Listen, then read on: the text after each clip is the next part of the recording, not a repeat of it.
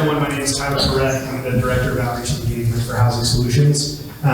Usually, if I am at a neighborhood meeting, I have to start with an introduction of what Housing Solutions is, but you already got that from Becky, so that's great. I can just get straight to what I do.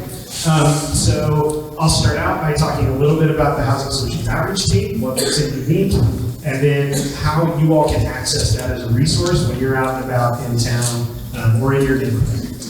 So our Housing Solutions Outreach Team is made up of about 12 individuals. We're spread out geographically across the city of Tulsa and really across Tulsa County. So there are 2 dedicated outreach specialists to the downtown area that really stretches down to about 11th in Utica, sometimes 15th in Utica, depending on what's going on. We have 2 outreach specialists that cover north of 21st Street, 2 outreach specialists that cover south of 21st Street, and 2 outreach specialists that cover west of Tulsa, really everything west of the river. So we cover pretty big swaths, but we try to target areas specific to where individuals experiencing homelessness are and kind of where people are moving around to try to provide as consistent case management as possible.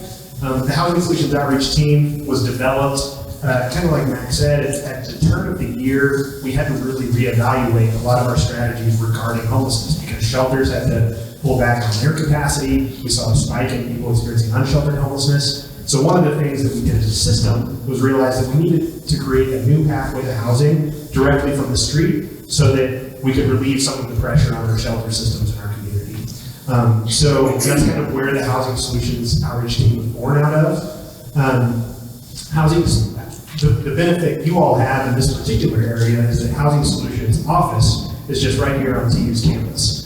So at any given moment, there's an outreach specialist within 3 blocks of this location. So the good news about here is that we can probably respond very quickly. So a little bit about this form and how to access that team.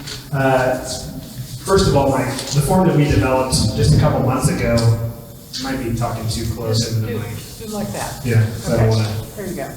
No, close is good. Yeah, there you go. Okay. So this tri-colored outreach form was developed by Katie, our Housing and Benefits Navigator. It really kind of outlines what is an appropriate response when you see somebody out on the street experiencing homelessness. Obviously, not all of those interactions are going to be the same. Sometimes somebody's walking down the middle of the street. Sometimes it's just somebody on their bike that looks like they might not have bathed in a few days and could use some help. So obviously there's a broad spectrum here. So that's what this sheet tries to pinpoint. In this green area up here is when it'd be really good to get a hold of our outreach team.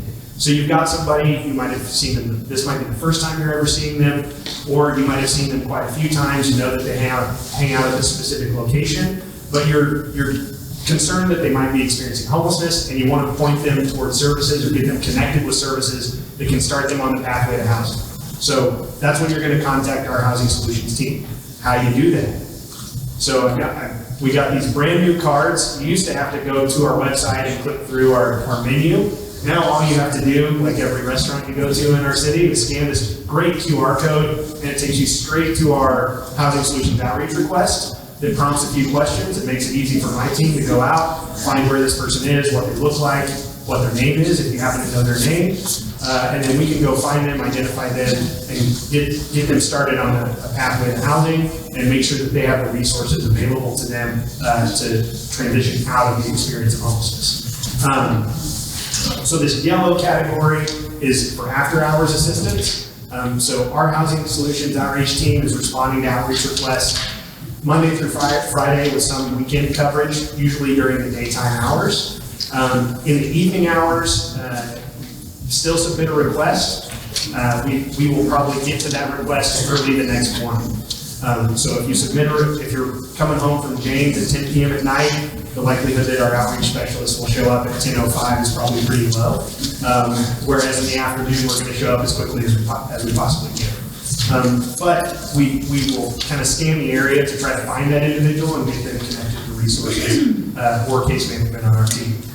And then finally, what I want to be very clear about is if there's an immediate threat of harm or an emergency, or if someone's experiencing suicidality or something like that, please call 911. So if an individual is walking in the roadway, if somebody is, screaming or threatening harm, if you feel unsafe, if you feel like somebody else is unsafe, those are times where you definitely need to call 911. You can request crisis intervention officers.